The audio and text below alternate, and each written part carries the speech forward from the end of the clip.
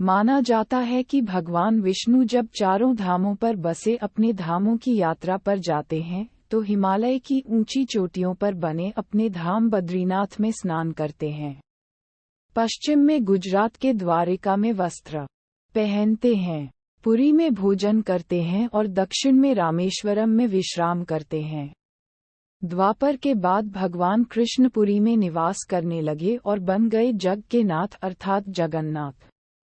पुरी का जगन्नाथ धाम 4 धामों में से एक है। यहाँ भगवान जगन्नाथ बड़े भाई बलभद्र और बहन सुभद्रा के साथ विराजते हैं। हिंदुओं की प्राचीन और पवित्र 7 नगरियों में पुरी उड़ीसा राज्य के समुद्री तट पर बसा है। जगन्नाथ मंदिर विष्णु के 8वें अवतार श्री कृष्ण को समर्पित है। भारत के पूर्व में बंगाल की खाड़ी के पूर्वी छोर पर बसी पवित्र नगरी पुरी उड़ीसा की राजधानी भुवनेश्वर से थोड़ी दूरी पर है। आज का उड़ीसा प्राचीन काल में उत्कल प्रदेश के नाम से जाना जाता था। यहाँ देश की समृद्ध बंदरगाहें थीं, जहाँ जावा, सुमात्रा, इंडोनेशिया, थाईलैंड और अन्य कई देशों का इन्हीं बंदरगाह के रास्ते व्यापार होता था। पुराणों में इसे धरती का वैकुंठ कहा गया है।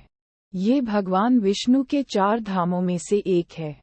इसे श्री क्षेत्र, श्री पुरुषोत्तम क्षेत्र, शाक क्षेत्र, नीलांचल, नीलगिरी और श्री जगन्नाथपुरी भी कहते हैं।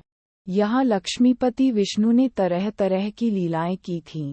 ब्रह्मा और स्कंद पुराण के अनुसार यहाँ भगवान विष्णु पुरुषोत्तम नीलमाधव के रूप में अवतरित हुए और सबर जनजाति के परम पूज्य देवता बन गए। सबर जनजाति के देवता होने के कारण यहाँ भगवान जगन्नाथ का रूप कबीलाई देवताओं की तरह है। पहले कबीले के लोग अपने देवताओं की मूर्तियों को काष्ठ से बनाते थे। जगन्नाथ मंदिर में सबर जनजाति के पुजारियों के अलावा ब्राह्मण पुजारी भी हैं। ज्येष्ठ पूर्णिमा से आषाढ़ पूर्णिमा तक सबर जाति के दैतापति जगन्नाथ जी की सारी रीतियां करते हैं। पुराण के अनुसार नीलगिरी में पुरुषोत्तम हरि की पूजा की जाती है। पुरुषोत्तम हरि को यहाँ भगवान राम का रूप माना गया है। सबसे प्राचीन मत्स्य पुराण में लिखा है कि पुरुषोत्तम क्षेत्र की देवी विमला है और यहाँ उनकी पूजा होती है। रामायण के उत्तराखंड के अनुसार भगवान राम ने रावण के भाई विभीषण को अपने इक्ष्वाकु वंश के कुल देवता भगवान जगन्नाथ की आराधना करने को कहा। आज भी पुरी के श्री मंदिर में विभीषण वंदापना की परंपरा कायम है। स्कंद पुराण में पुरी धाम का भौगोलिक वर्णन मिलता है। स्कंद पुराण के अनुसार पुरी एक दक्षिणवर्ती शंख की तरह है और यह 5 कोस यानी 16 किलोमीटर क्षेत्र में फैला है। माना जाता है कि इसका लगभग 2 कोस क्षेत्र बंगाल की खाड़ी में डूब चुका है। इसका उदर है समुद्र की सुनहरी रेत जिसे महोदधि का पवित्र जल धोता रहता है। सिर वाला क्षेत्र पश्चिम दिशा में है जिसकी रक्षा महादेव करते हैं। शंख के दूसरे घेरे में शिव का दूसरा रूप ब्रह्म कपाल मोचन विराजमान है। माना जाता है कि भगवान ब्रह्मा का एक सिर महादेव की हथेली से चिपक गया था और वह यहीं आकर गिरा था। तभी से यहाँ पर महादेव की ब्रह्म रूप में पूजा करते हैं। शंख के तीसरे वृत्त में मां विमला और नाभि स्थल में भगवान जगन्नाथ रथ सिंहासन पर विराजमान है। मंदिर का इतिहास। इस मंदिर का सबसे पहला प्रमाण महाभारत के वन पर्व में मिलता है। कहा जाता है कि सबसे पहले सबर आदिवासी विश्ववसु ने नीलमाधव के रूप में इनकी पूजा की थी। आज भी पुरी के मंदिरों में कई सेवक हैं जिन्हें दैतापति के नाम से जाना जाता है।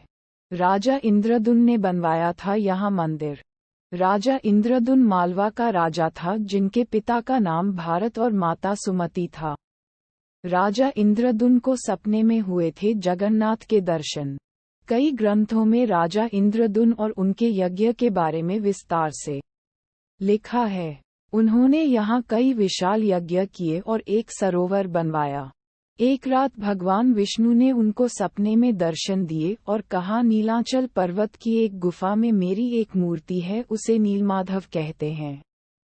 तुम एक मंदिर बनवाकर उसमें मेरी यह मूर्ति स्थापित कर दो। राजा ने अपने सेवकों को नीलांचल पर्वत की खोज में भेजा। उसमें से एक था ब्राह्मण विद्यापति। विद्यापति ने सुन रखा था कि सबर कबीले के लोग नीलमाधव की पूजा करते हैं, और उन्होंने अपने देवता की इस मूर्ति को नीलांचल पर्वत की गुफा में छुपा रखा है। वह ये भी जानता था कि सबर कबीले का मुखिया विश्ववसु नीलमाधव का उपासक है और उसी ने मूर्ति को गुफा में छुपा रखा है।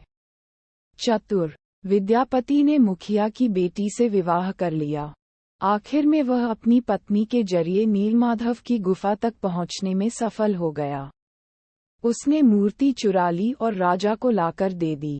विश्ववसु अपने आराध्य देव की मूर्ति चोरी होने से बहुत दुखी हुआ। अपने भक्त के दुख से भगवान भी दुखी हो गए। भगवान गुफा में लौट गए, लेकिन साथ ही राज इंद्रद्युम्न से वादा किया कि वो एक दिन उनके पास जरूर लौटेंगे, बशर्ते कि वो एक दिन उनके लिए विशाल मंदिर बनवा दे।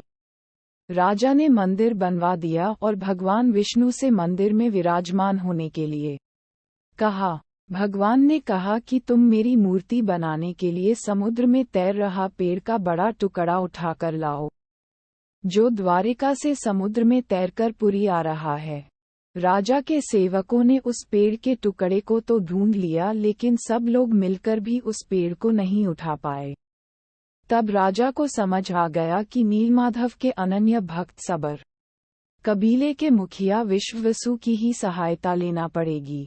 सब उस वक्त हैरान रह गए जब विश्ववसु भारी भरकम लकड़ी को उठाकर मंदिर तक ले आए। अब बारी थी लकड़ी से भगवान की मूर्ति गढ़ने की। राजा के कारीगरों ने लाख कोशिश कर ली, लेकिन कोई भी लकड़ी में एक छेनी तक भी नहीं लगा सका। तब तीनों लोक के कुशल कारीगर भगवान विश्वकर्मा एक बूढ़े व्यक्ति का रूप धर कर आए। उन्होंने राजा को कहा कि वे नीलमाधव की मूर्ति बना सकते हैं, लेकिन साथ ही उन्होंने अपनी शर्त भी रखी कि वे 21 दिन में मूर्ति बनाएंगे और अकेले में बनाएंगे। कोई उनको बनाते हुए नहीं देख सकता। उनकी शर्त मान ली गई। लोगों को आरी, छेनी, हथौड़ी की आवाजें आती रहीं। राजा इंद्रद्युम्न की रानी गुंडिचा अपने को रोक नहीं पाए। वह दरवाजे के पास गई तो उसे कोई आवाज सुनाई नहीं दी। वह घबरा गई। उसे लगा बूढ़ा कारीगर मर गया है। उसने राजा को इसकी सूचना दी। अंदर से कोई आवाज सुनाई नहीं दे रही थी, तो राजा को भी ऐसा ही लगा। सभी शर्तों और चेतावनियों को दरकिनार करते हुए राजा ने कमरे का दरवाजा खोलने का आदेश दिया। जैसे ही कमरा खोला गया तो बूढ़ा व्यक्ति गायब था और उसमें 3 अधूरी मूर्तियां मिली। भगवान नीलमाधव और उनके भाई के छोटे छोटे हाथ बने थे, लेकिन उनकी टांगे नहीं, जबकि सुभद्रा के हाथ पांव बनाए ही नहीं गए थे। राजा ने इसे भगवान की इच्छा मानकर इन्हीं अधूरी मूर्तियों को स्थापित कर दिया। तब से लेकर आज तक तीनों भाई बहन इसी रूप में विद्यमान हैं। वर्तमान में जो मंदिर है वह 7वीं सदी में बनवाया था। हालांकि इस मंदिर का निर्माण ईसा पूर्व 2 में भी हुआ था। यहाँ स्थित मंदिर 3 बार टूट चुका है। 1174 ईस्वी में ओडिशा शासक अनंग भीमदेव ने इसका जीर्णोद्धार करवाया था। मुख्य मंदिर के आसपास लगभग 30 छोटे बड़े मंदिर स्थापित हैं।